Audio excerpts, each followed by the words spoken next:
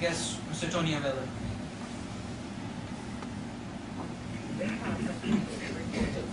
Well, first of all, thank you for inviting me to be here once again, and for your kind comments and your support. If it wasn't for you, I really wouldn't be here as the state senator for the 11th senatorial district. I'd like to respond to as many. I think I'd be able to do this myself. It's interesting. Let me first respond to that comment about sometimes, especially religious organizations, not wanting to get involved in politics because it is a dirty business.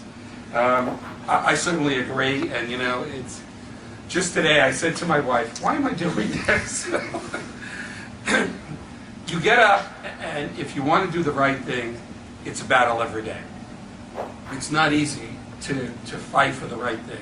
There are so many pressures to do the wrong thing, and it's so unfortunate that politics can't be made better. But luckily, as some people in the room know, I'm very stubborn, so I got to keep fighting. But when it comes to the Muslim community, I'm embarrassed to say that you're not treated fairly. There's no question. You're not treated fairly by politicians. You're certainly not treated fairly by the media. And that obviously is because of recent terrorist acts, but those are by individuals. It's not by the Muslim community.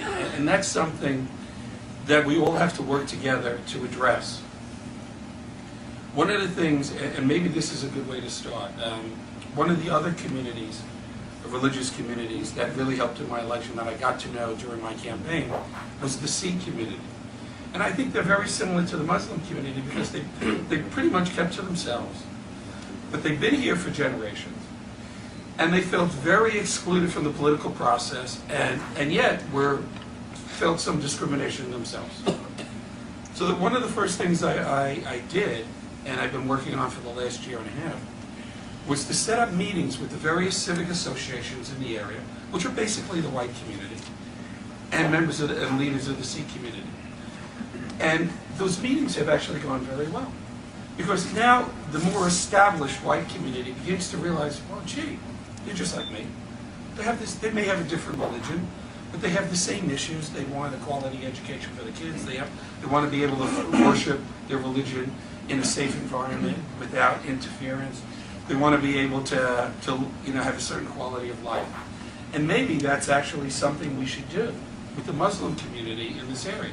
Start to have that discussion with the civic leaders. And one of the things I said to the Sikh community is, let's have those meetings, but then go and join the civic associations. Be part of the community that decides what's happening in your own neighborhood. And they've actually started to do that. And I think we could do the same thing with your community on a much bigger basis even, to get that dialogue going. And from that dialogue at the local level, you begin to address some of these issues as it moves up, whether it's the local level, the city level, and the state level, and then, of course, the federal level. In terms of immigration, that is a hugely complex issue. But that doesn't mean we can't make change. One of the things I'm very proud of the fact, even though I'm on the state level, not the federal level, is a lot of people, whether it's the Muslim community, the Sikh community, the Asian, the South Asian community, have all come to me with individual immigration problems. And I've actually been surprised that I've had to develop this great relationship with the federal government, and we've had a lot of individual situations resolved. So what I'd like to do is set up a meeting where you can come to my office with any other members who have some specific issues or a specific agenda, and we'll sit down and I'll start to address it with the federal government. I'd be more than happy to do that. I may not be on the federal level, but apparently I have some influence. So, let's start that conversation, and I can certainly then approach those issues to our federal, representatives like Senator Schumer and Gillibrand, and I know they'd be very interested. One of the things that you have to understand from my point of view, and I'll give you an example.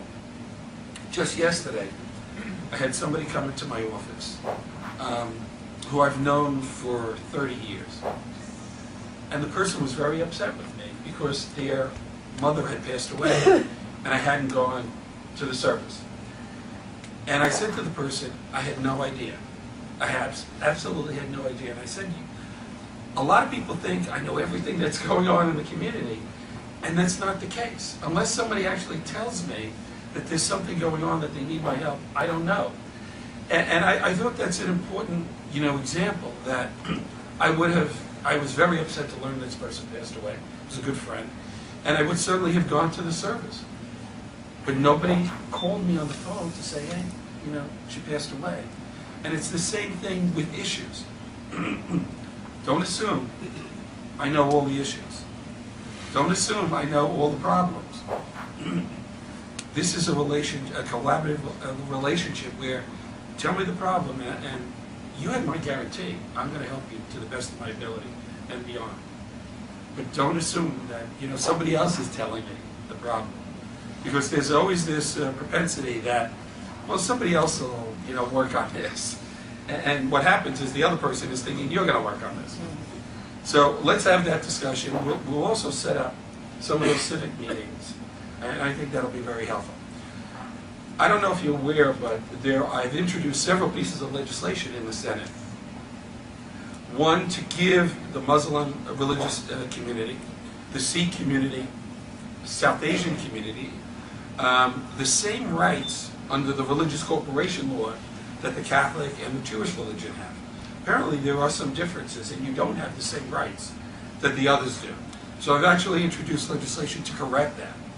I've also introduced legislation to give, in the educational system, the Muslim holidays, the same criteria as the Jewish and Catholic holidays.